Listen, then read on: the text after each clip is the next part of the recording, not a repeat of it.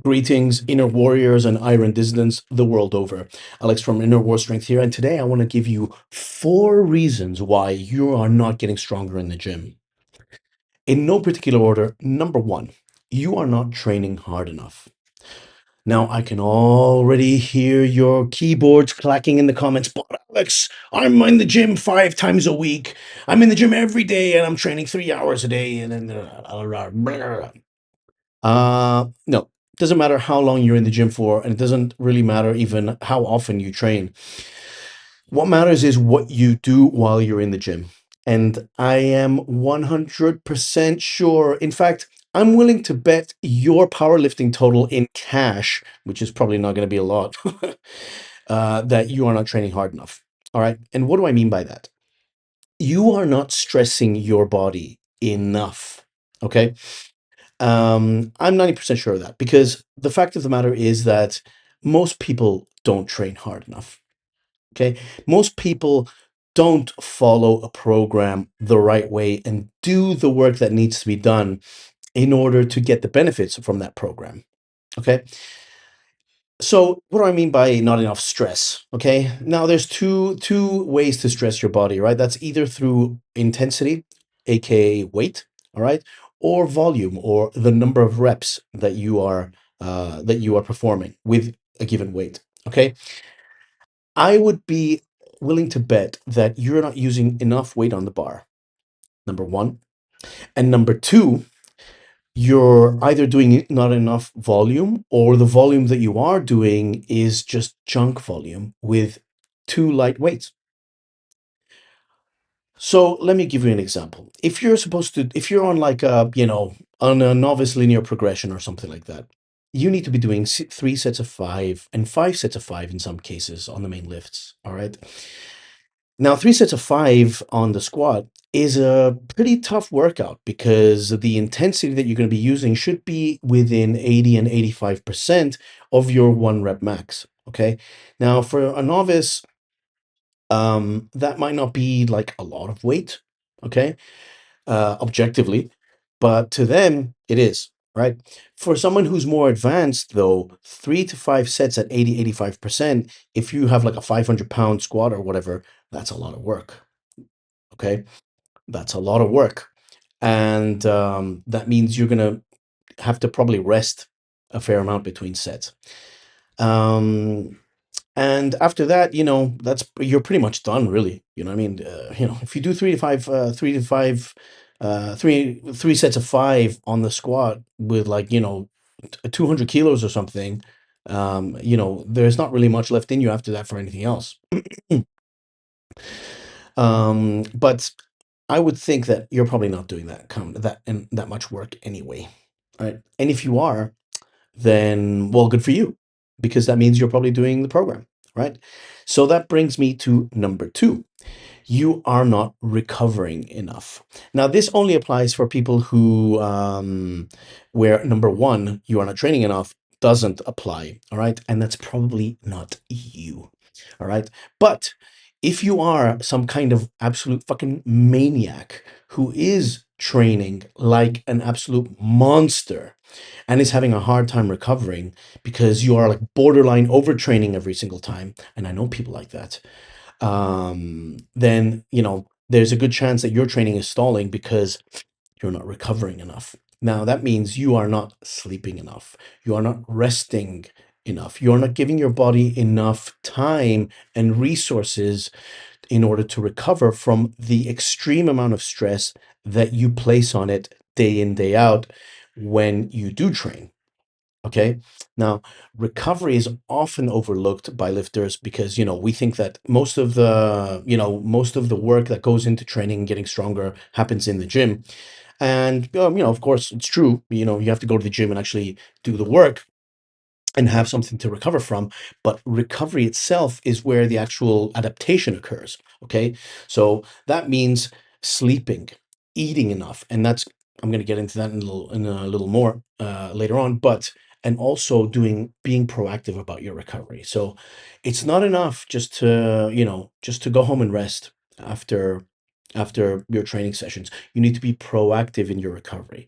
You need to properly do your stretches, right? You need to do some stretching to, because lifting a bunch of weights makes your muscles very, very tight. And when you have very, very tight muscles, that creates all kinds of issues with mobility and flexibility.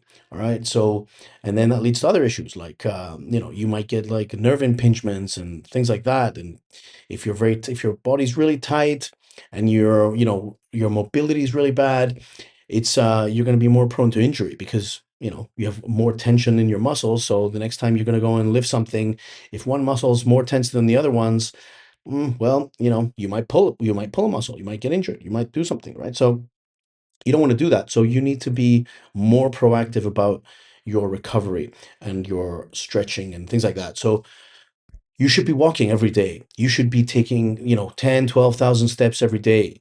Go for a walk every night, after your training session, after the gym, whatever. Take your dog for a walk, take your pigeon for a walk, whatever it is. Go for a walk. Get those steps in.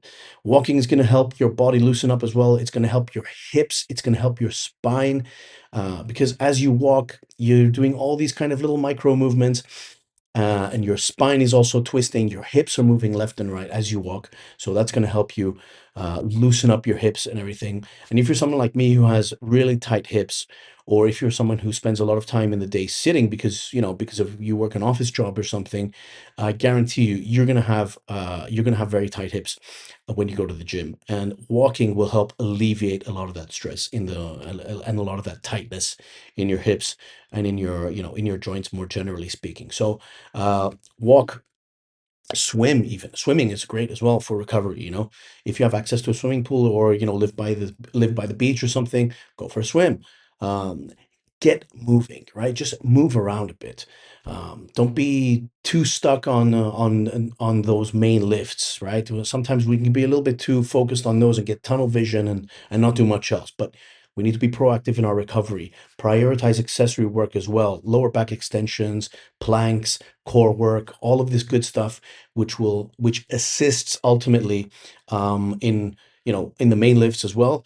But it also assists in your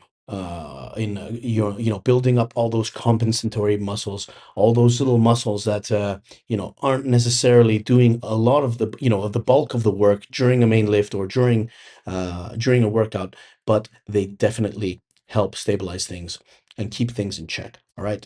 So prioritize your recovery and be proactive in it. All right, active recovery. Don't just not just sitting on the couch and resting after a training session. Be active with your recovery. Like I said, move, go for a swim, go for a jog, go for a light jog, go for a walk. Do things which will get the blood flow going in your body. All right. Now, and that leads me to the next thing, which is also kind of related to recovery.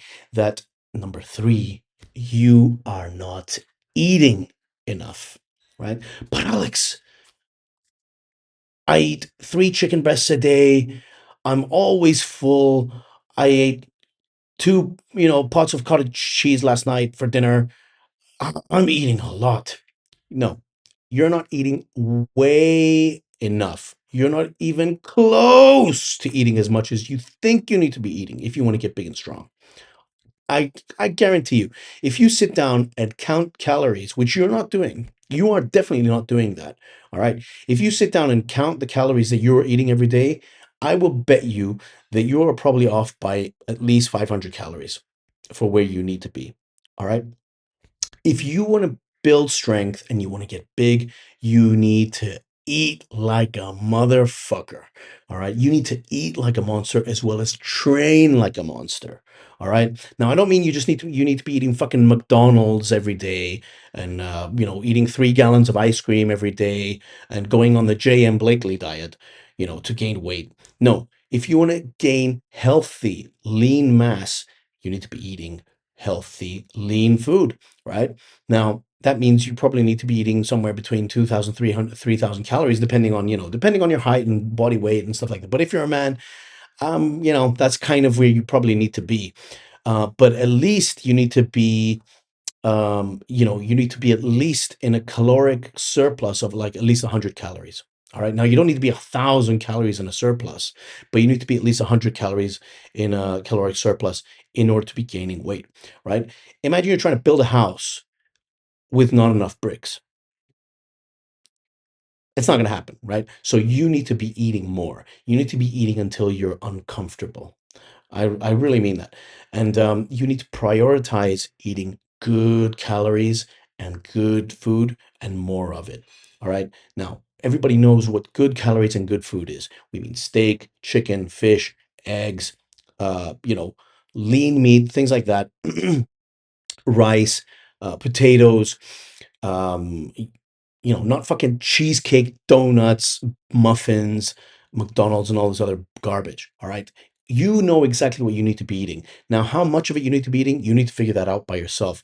Now, there's tons of things, there's tons of apps out there, there's tons of knowledge out there. Just ask, ChatGPT or whatever, and he can convert your calories to macronutrients. You need to be focusing on your protein, on your carbs, and on your fats. Okay.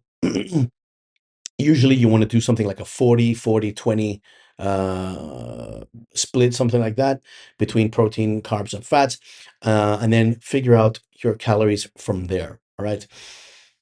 Um, and then, once you figured out the calories that you need to eat, how much protein, how many carbs, and how much fat you need to be eating, then you can figure out exactly what you need to be eating every day, and then uh, and work from there.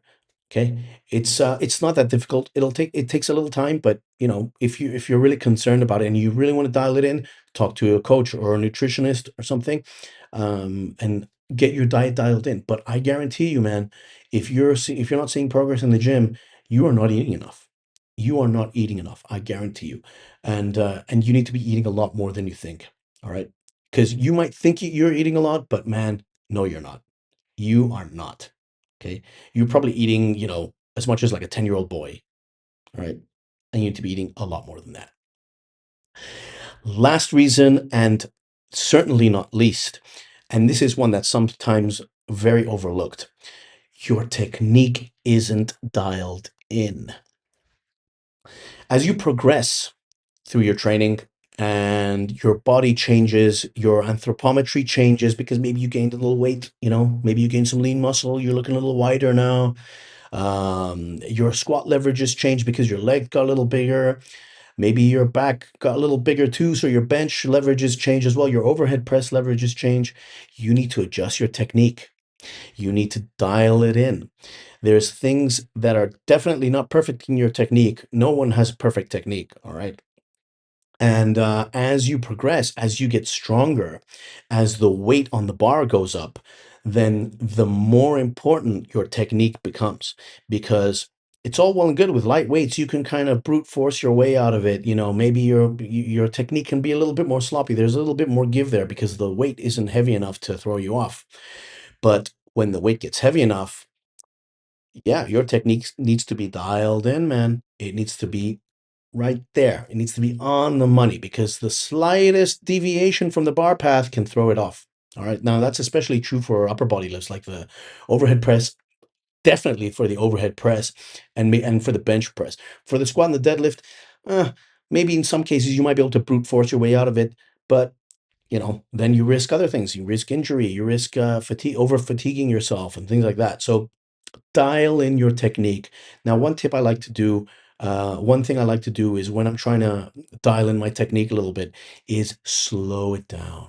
Slow it down. So at the end of my workout, I might, if I want to work on my bench press or something, I'll do 4 sets of 4 on the bench press or something like that. Just some lightweight, with some very lightweight. I'm talking maybe, just a single plate on either side or something like that. Just, very lightweight, and I will slow it down. I'll do multiple reps with a few sets for multiple reps, and I will slow it right down. I'll break down the rep into eccentric and then concentric, and I will, take 4 seconds to lower the weight down, pause for 4 seconds, and then take another 4 seconds to raise the weight up in the concentric phase, right? So, and the reason you do that is because you want to really feel the whole rep. All right, you want to feel the entire movement. All right, so Slowing it down will help you identify any weaknesses that you have, and it'll really help you build a mind muscle connection and kind of really feel where your body is in space. All right.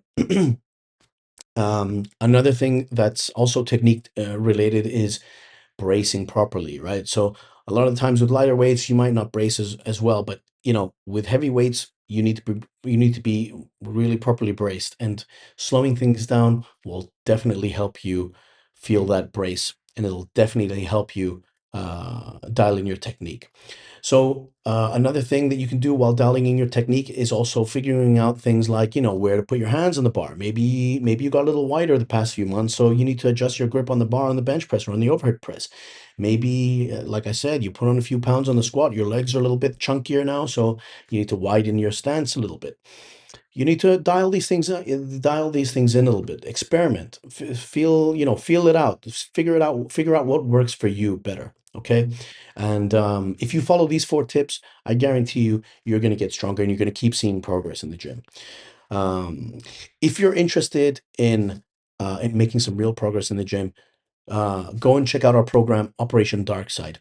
Operation Dark Side is a rigorous 6-week power building program, and it's designed with our friends at LAPT Strength and Conditioning, and it's engineered to empower you to forge an iron physique, all right, befitting of a modern day neo barbarian. All right, so Operation Dark Side is a 2-phase program, 3 weeks per phase. Phase one is a hypertrophy focused bodybuilding program. It's designed to build muscle mass and work capacity, and it uses compound lifts as well as high volume accessory isolation exercises. While phase two is another 3-week phase where it's a powerlifting peaking program designed to help you peak your strength and own your power, really kind of dial it in using really brutal heavy compound movements and a lot of dynamic effort work as well. So Operation Dark Side is available as an ebook from innerwarstrength.co. There's no subscriptions, no hidden costs, no nothing. It's an ebook. You buy it once, that's it. You download it to your phone. It's optimized for your phone. There's no dedicated apps or anything like that. It'll you just use your default ebook reader on your phone, whatever it is. Now, apart from just a program, it also contains expert training tips, recovery strategies, some nutrition advice as well, help on how to log your training, an FAQ and all kinds of other stuff. And it comes with a free Spotify playlist as well. Fucking brutal Spotify playlist, which will definitely get you motivated to lift some heavy ass weights. Let me know what you think in the comments below. If you found these tips helpful, share it with a friend. And yeah, join the war against atrophy at innerwarstrength.co and stay strong. I'll see you in the next one. Later.